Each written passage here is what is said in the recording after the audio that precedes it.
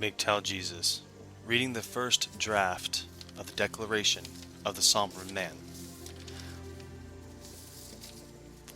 We men of sound mind and body declare upon the world its governments and motives of the powers that be, that on this day, upon the birth of a new year, declare ourselves unafraid, unassuming, uncontrived, and unwavering to the society of gynocentrism.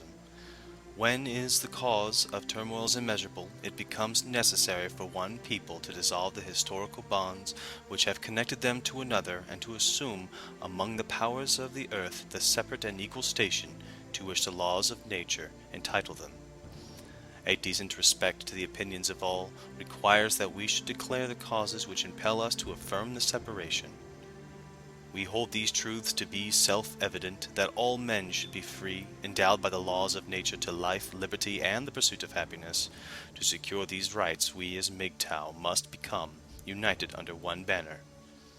not to be directed or governed, but to be defined within our own sovereignty, to the betterment of men and the quality of life.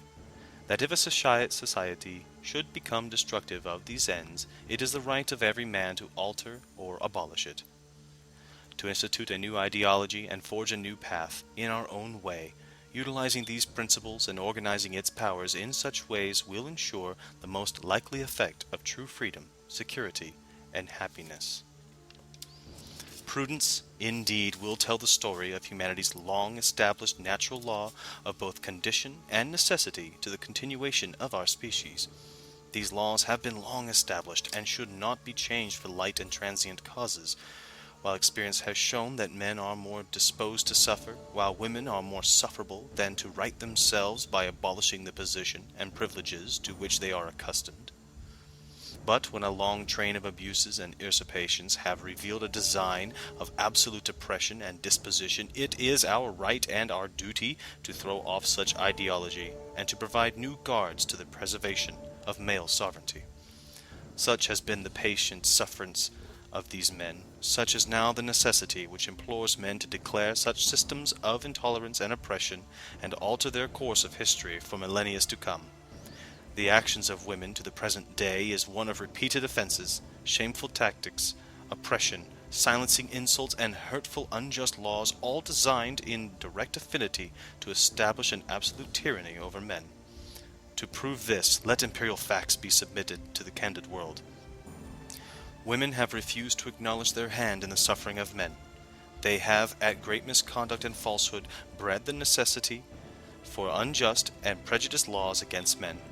When given the opportunity to atone for their misdeeds and transgressions, they have insisted the plight is upon themselves, and we as men are born to inheriting the fault of our ancestors. When given this privilege and trust to attend to the issues of men, and obtain the helm of standing for which to speak, they have suspended, if not completely and utterly neglected, to attend to them. They have designed the homestead of legal tyranny over men, creating a once fulfilling lifestyle of codependency and rewarding coexistence to one of discomfort, with the sole purpose to mine, control, and withhold all relishable treasures of such aspirations. They have misinformed the children, and wrecked asunder the sovereignty of fatherhood, an honorable position that is a responsible man. They have dissolved the priceless treasure of parenting and family security to that of a financial tyranny of pain, fear, and uncertainty, with no assured hope of any just treatment or fair hearing. Imposing upon all men that women's rights and liberties should come first in faithful servitude unto women. They have endeavored to keep men within a convulsive state of infighting, in order to divide us and conquer that we as men never appropriated to be of any tangible use, to keep us both in fear of one another and at call to violence, which we as sovereign men would hope to never resort to, for cutting us off from our children without just cause or the intention to the betterment of the child, for violence against men without recourse or remorse, for the treatment of men as second-class citizens, for imposing judiciary punishments without reservation or proper notification and consent, for depriving us the inalienable rights to a free trial, to a fair trial, by the benefits of our character, but only by our gender,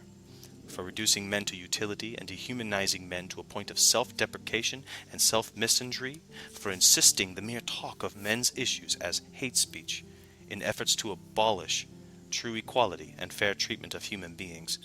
for demonizing masculinity in men and boys as toxic, regardless of the laws of nature that bind them, for demonizing male sexuality and manipulating his natural intent to protect and cherish as oppressive and detrimental to the dichotomy of relationships, for increasingly, and without reservation, attacking the natural course of relations between partners as a heinous act of rape, and to question the validity of these accusations is to be comparable to the offense in of itself, for the enforcement of feminized education to undermine the abilities and talents of men as nothing more than destructive, disruptive, and undesirable traits, for disenfranchising the natural desire of fatherhood and declaring the nuclear family as an affront to the degradation of women and children, for inciting dissent, distrust, and declaring war on the genders for crimes or offenses neither party are directly responsible. In every stage of these transgressions we have petitioned for a moment of redress in the most humble of terms. Our repeated petitions have been met only by even stronger abuses and injuries, and feminism, with the character and list of acts equal to that of a tyrant, is unfit to be a ruler of the free people. We have confided in them for understanding. We have not been found wanting to our intentions with women, our sisters bound in ties of nature's laws. We have warned them of the consequences of such actions. We have from time to time resisted their unfair legislature, their slanderous mockery of our sensibilities. We have carefully explained the fault in their philosophy and ideologies, and the circumstances from which we have grown accustomed. We have appealed to their narrative and cruel justice, and we confided to them from our ties of humanity and common purpose, only to be cast aside, dismissed, and inevitably interrupt our connection to one another. They have become deaf to our voice for justice and equality, to our equal need for love and security, to our simplest request to life and the pursuit of happiness, and through this separation breeds the necessity for conflagration of the old society, that we must unfortunately become enemies in war, and hopefully in peace friends. We therefore, as the Sovereign MGTOW, representatives of the sovereign man, have assembled this document, rectified intent and authority over ourselves and by the good of all men and all people, to so solemnly publish and declare that the sovereign man and the rights bound within humanity be free and independent from the tyranny and oppression of gynocentric society, that we shall hold this declaration as our sworn document to our allegiance and creed, that all political, personal, and financial relation to women and sovereign man is ought to be totally and utterly dissolved, and that as free and independent men they have full power and authority over their lives and their offspring, and full authority to levy against the oppressive powers that be, to establish their own commerce, destiny, allegiances, and all other acts and opinions that of a free man may of his own right do. And in support of this declaration, from the reliance to the sovereign Constitution, we mutually pledge to each other our lives and our sacred honor. Thank you for listening. Your comments will be very important to me. I look forward to publishing this evening so we can celebrate the declaration of the sovereign man every New Year. Thank you for listening.